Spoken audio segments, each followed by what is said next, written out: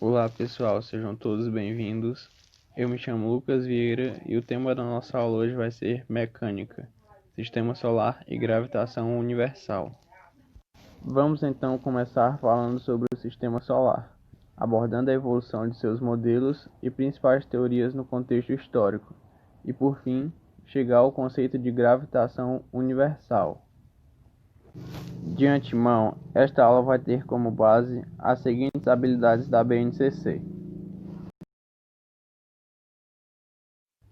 descrever a composição e estrutura do Sistema Solar, como Sol, planetas rochosos, planetas gigantes gasosos e corpos menores, assim como a localização do Sistema Solar na nossa galáxia e dela no Universo.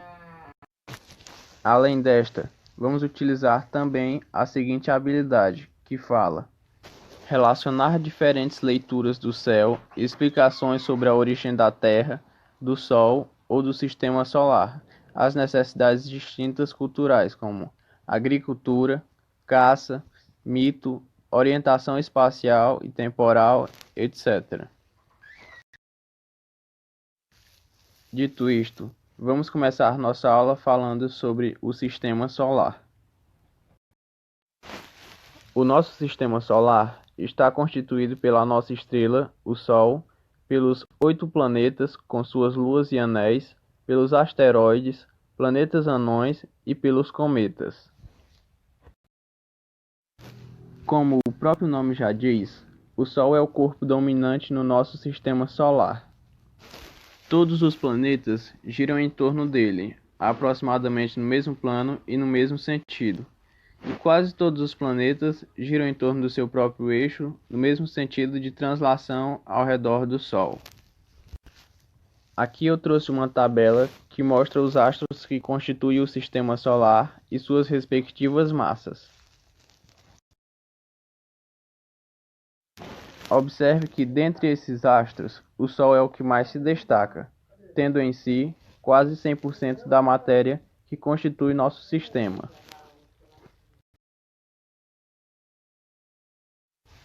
O Sol é a estrela mais próxima de nós, o que o torna a principal fonte de luz e vida. Sem ele, a vida no planeta Terra jamais teria se desenvolvido. Para você ter uma noção do tamanho do Sol, se pegássemos o seu volume, caberiam aproximadamente 1 milhão de terras dentro dele. Apesar de sua imensidão, o Sol é uma estrela de dimensões pequenas, se comparada a outras. Ele é classificado como uma anã amarela. A temperatura média na superfície do Sol é de aproximadamente 5.512 graus Celsius. Entretanto, no seu interior, a sua temperatura pode chegar a taxas altíssimas, podendo chegar a até 15 milhões de graus Celsius.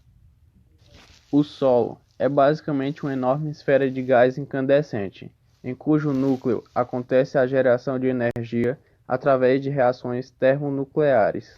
Ou seja, ao contrário do que muitos pensam por aí, o Sol não está simplesmente pegando fogo. A composição química principal do Sol é o hidrogênio, hélio, oxigênio e o carbono, onde o hidrogênio compõe 91,2% dessa estrutura, o hélio 8,7% e o oxigênio e o carbono compõem o restante. Agora, vamos falar sobre os planetas. Algumas das principais características para que um astro seja considerado um planeta são as seguintes: eles devem girar em torno de uma estrela. No caso do nosso sistema solar, a estrela hospedeira é o Sol. Eles devem ter dominância orbital. Isso quer dizer que em suas órbitas ao redor do Sol, eles devem ter varrido todos os corpos menores que estavam em seu caminho, e também não devem sofrer atração gravitacional considerável de outros astros. Outro fator para que um corpo seja considerado um planeta é que ele tenha formato esférico ou esferoidal. Ou seja, ele deve possuir massa suficiente para se tornar esférico pela sua própria gravidade. E por fim, os planetas devem ter diferenciação interna. E quer dizer que, no início da sua existência, os planetas possuíam um estado inteiramente fluido, ou seja, os materiais mais densos e pesados migraram para o centro, deixando a parte mais próxima à superfície mais leves. Além das características planetárias abordadas até agora, os planetas podem ser classificados em dois tipos, os rochosos e os gasosos, que segue o slide a seguir. Os planetas rochosos estão dispostos na parte interior do cinturão de asteroides e são Mercúrio, Vênus, Terra e Marte. Os planetas rochosos possuem uma densidade grande e estão a uma distância relativamente pequena do Sol. Além disso, sua composição química é constituída principalmente por rochas e metais pesados, como silicatos, óxidos, níquel e ferro. Outra característica dos planetas rochosos é que eles possuem poucos ou nenhum satélite, no caso, apenas o planeta Terra e Marte, sendo o satélite natural do nosso planeta a Lua. Os planetas gasosos, ou também chamados planetas jovianos, estão dispostos na parte exterior do cinturão de asteroides e são Júpiter, Saturno, Urano e Netuno. Os planetas gasosos possuem tamanho e massa grande, onde Júpiter tem destaque entre eles. Eles também possuem uma densidade baixa e estão relativamente distantes do Sol. Além disso, suas estruturas estão compostas de elementos leves, como hidrogênio, hélio, dióxido de carbono, metano, amônia, entre outros. Outra característica dos planetas jovianos é que eles possuem muitos satélites naturais, somando um total de aproximadamente 150. Além disso, todos os planetas gasosos possuem anéis. Entretanto, Saturno, também chamado de pérola do Sistema Solar, se destaca entre eles. Até agora, vimos sobre o Sol, planetas rochosos e planetas gasosos. Agora, vamos estudar algumas estruturas menores que também compõem o Sistema Solar. Para não se prolongar muito, eu trouxe aqui apenas alguns dos principais corpos menores do Sistema Solar. No caso são os planetas anões, os cometas e asteroides. Em agosto de 2006, foi introduzida na resolução pela União Astronômica Internacional uma nova definição de planeta para os corpos do Sistema Solar, o termo planeta anão. Atualmente, existem 5 objetos classificados como planetas anões, e são Ceres, Plutão, Haumea, Makemake e Eris. Assim como a classificação de corpos considerados planetas, os planetas anões possuem órbitas ao redor do Sol e massa suficiente para que a sua força gravitacional os torne corpos esferoidais. Entretanto, eles se distinguem quando falamos de suas órbitas poluídas por planetesimais. Ou seja, em suas vizinhanças existem muitos destroços, já que seu campo gravitacional não é forte o suficiente para atraí-los e limpar a sua trajetória. Os cometas são corpos que possuem uma órbita elíptica e bastante alongada, geralmente em formato oval.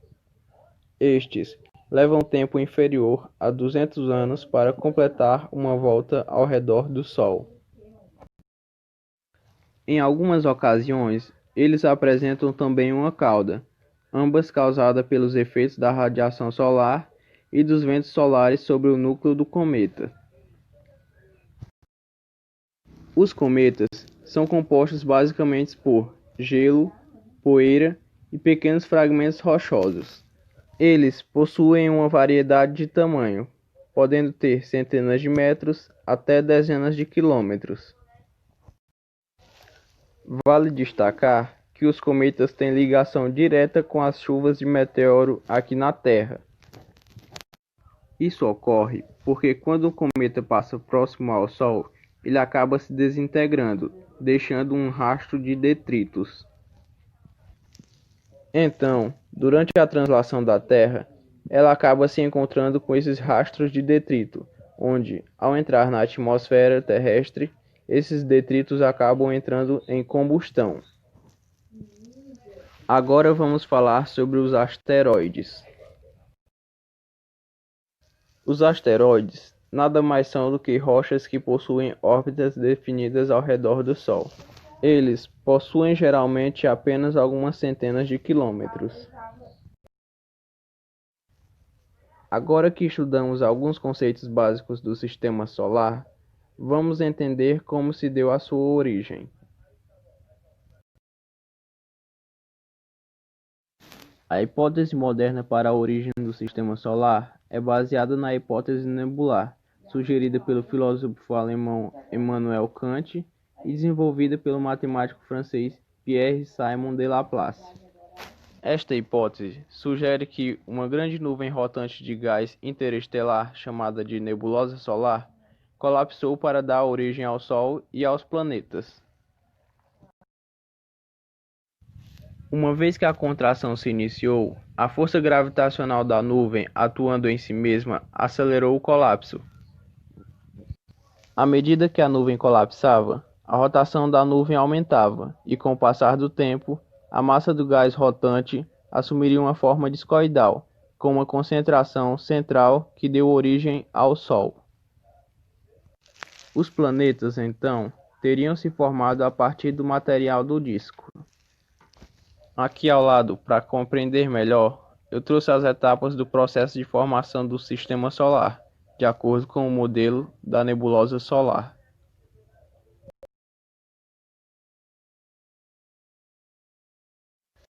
Agora, vocês devem estar se perguntando, após a formação do Sistema Solar, como os planetas continuam orbitando o Sol até hoje? Quem respondeu essa pergunta foi o astrônomo, matemático e físico Isaac Newton, através da lei da gravitação universal. Ele mostrou, após anos de estudo, que a gravidade é a responsável não só por manter os planetas em órbita ao redor do Sol, mas pela formação de todo o universo e sistema solar. Aqui, eu trouxe a equação da força gravitacional entre dois corpos, escrita por Newton.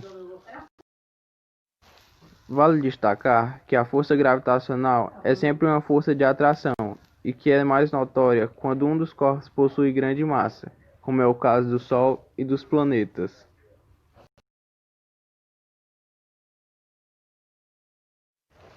Aqui nesse slide, eu trouxe uma simulação de como os planetas orbitam ao redor do Sol e como o Sol orbita ao redor da galáxia.